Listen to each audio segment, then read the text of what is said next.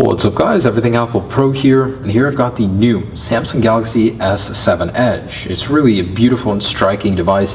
They've changed a lot of things on the outside. It's a lot curvier, smoother, and the finish is different. All in all, it equals out to be quite a beautiful phone. Not only did they make it look better, but they also did add waterproofing. So we're returning to the old golden days of waterproof Samsung phones. The S5 was technically water resistant, not waterproof, but this one has a full IP68 waterproof rating, meaning it can sit in 1.5 meters of water for 30 minutes and come out just fine after taking all of your dolphin photos. So I want to put it to the test with this video. Is this thing really waterproof? Are Samsung's claims true? And as a point of reference, I've got an iPhone 6s Plus here. This thing isn't water resistant or waterproof or anything like that, but as your average smartphone nowadays, I want to see how a regular smartphone compares underwater to a Samsung Galaxy S7 Edge, which is said to be waterproof. So let's go ahead and test these phones, see how they do, if the Galaxy S7 Edge is actually waterproof, and this is just a foot of water, regular tap water here. We're going to set these guys in there and see what happens and if they survive. So here are these beautiful phones, the Samsung Galaxy S7 Edge, the iPhone 6s Plus. I'm not too worried about the S7 Edge. You know, the construction seems solid. It's a lot beefier as they did waterproof it from the inside out instead of just adding rubber seals around it like the S5. You know, I have good faith in Samsung. The S5, which wasn't even waterproof, did so well when I took it underwater. Whew. All right, so let's put these guys to the test. See how long the iPhone 6s Plus compares when it tries to compete on the waterproof level. Here we go. Whew. 3, 2, 1. All right, so we're gonna let them soak, and got the Galaxy S7 Edge on the left, the iPhone 6s Plus on the right. Let's give them a few minutes here, and if they do survive, what I really want to see is what still works and what doesn't. A lot of people test if it survives or not, but the next day it stops working, you know, like ports stop working. And let's put this all to the test and see how they do. So Galaxy S7 Edge just connected to a network underwater. Otherwise the 6s Plus just lost service. I don't know. They still look good. All right, so we're approaching 3 minutes right now, so I'm gonna go ahead and pull them out and see how they're doing. Usually, someone, if they drop their phone in the water, they're not gonna leave it there unless they want to intentionally record underwater. So at 3 minutes here, let's pull them out real quick. And we'll go ahead and pause on this guy. All right, so both seem to be working just fine. Both displays still work. It's like you could almost say the 6s Plus is waterproof, but we know that's not the case. It's only a matter of time. But both seem to be doing pretty good.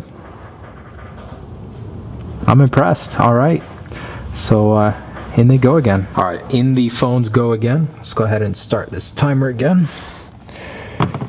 And this time we'll leave them in for a longer amount of time. Let them really soak up in there, but I'm actually surprised. The iPhone is doing okay, not showing any signs of water damage yet. The last one we tested didn't do very well. Maybe it was the iOS 9.2.1 update did something different, we'll see. But you know, about a foot of water in here, good amount of depth in there. Let's see how it really does. Now what's really cool about the S7 Edge and S7 is that they actually have a cooler inside of them.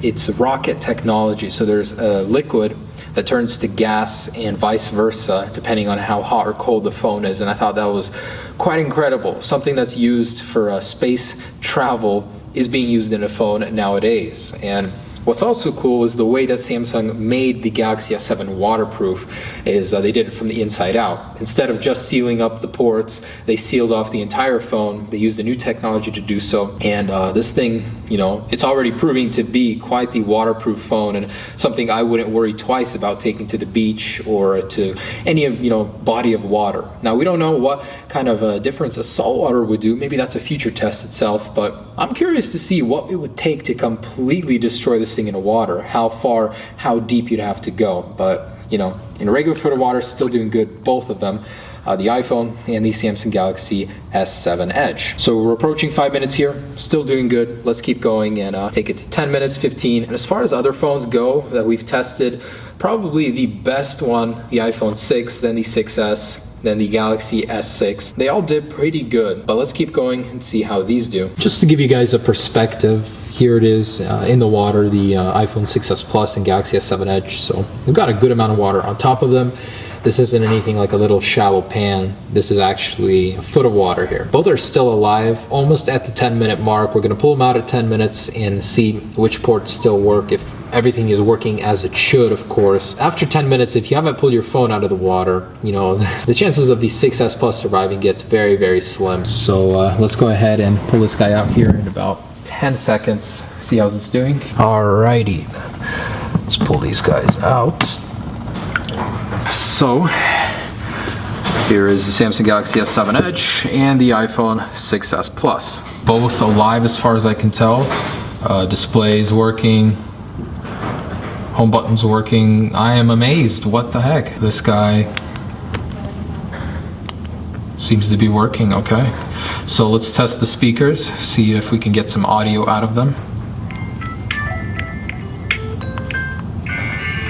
That is really, really quiet.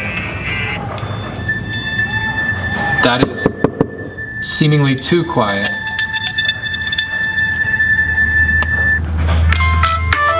Do you hear that?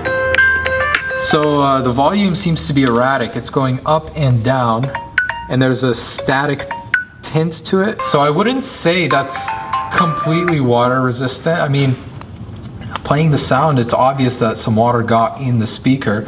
Whether or not that goes away, who knows? We can definitely start to see the evidence of the water damage right here. There's a little finger coming out of it. Otherwise, the phone is working, the audio is working. Let's test the cameras real quick. Still working good. Let's test the technology. Edge swipe, 3D touch is out working, and headphone jacks. Alright, so audio is working on this guy. Looks good. So other than this little doodad right there sticking out, can't really tell it's been water damaged. Alright, we're good on both. So it looks like everything is still working on both devices. So let's put these guys back in the water, see how they do in about 5 to 10 more minutes. Back in they go. Boom. And I always wanted to see if 3D touch works underwater. Apparently not. So when I push on the S7 Edge, there's no air coming out, nothing. And wow, the screen actually works underwater. What? I had no idea. So you can go and start recording, choose any application underwater. Wow. Okay, I'm honestly a little bit blown away right now. I had no idea that would something that would work. I can't get the Edge display to pop up, but you can actually use this thing underwater. The iPhone, the screen doesn't work, but when you push on it, you get little bubbles coming out. Wow. I'm actually blown away by this thing. Samsung, you're doing something right. All right, so everything is working. I'm impressed, really. Let's get this up to 15 minutes, 20 minutes, see how long these last. All right, so while still underwater, I want to go ahead and move all of these around to make sure I can get as much air out of them as possible. So flipping it upside down, yeah, you can definitely see all the air coming out. Oh yeah, I'm starting to see watermarks in the display. Okay, so it's only a matter of time now. It no longer catches Wi-Fi underwater. And starting to see more artifacts on the display. Let's leave it. Shouldn't be long. The end is coming. All right, so the phone has restarted. I'm gonna go ahead and leave it in here, but you can see on the displays there's artifacts from the water and the shader on the whole left side of the screen. Yeah, so unless you want a cool new boot logo, don't put your phone in there. Ooh. Anyways, I think that is completely done. So I'm gonna pause it. Took about 15 minutes, and this guy is toast. So a lot of water is coming out of here. Look, I can squeeze it and it'll, oh my goodness. Nice new water gun for you coming out of the side. Oh my goodness, that's a lot of water. I've never seen that before. That is cool. I want to show you guys how effective the iPhone makes as a water gun. So I'm going to fill this up completely. You want to squeeze the iPhone to make sure to get as much water inside of it as possible. Okay, so it is full of water now, and just go ahead and squeeze your phone. You can shoot up to 6 feet. That actually goes pretty far. Not bad. So if you ever lose your water gun, just grab your iPhone out of your pocket real quick. You got a few shots in there. Makes for an effective water gun. Okay, so it's on.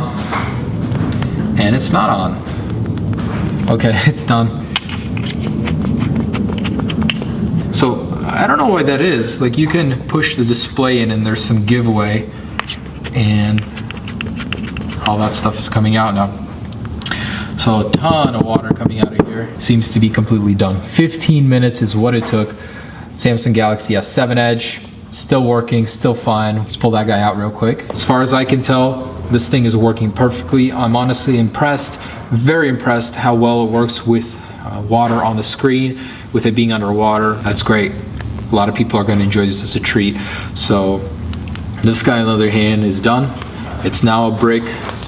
And definitely do not use your phone underwater. It cannot compare to the awesome new Samsung Galaxy S7 and S7 Edge. I really hope Apple follows in the footsteps of Samsung and goes ahead and releases the waterproof iPhone 7. The possibilities are great. Never having to worry about getting water in your phone, putting a case on it.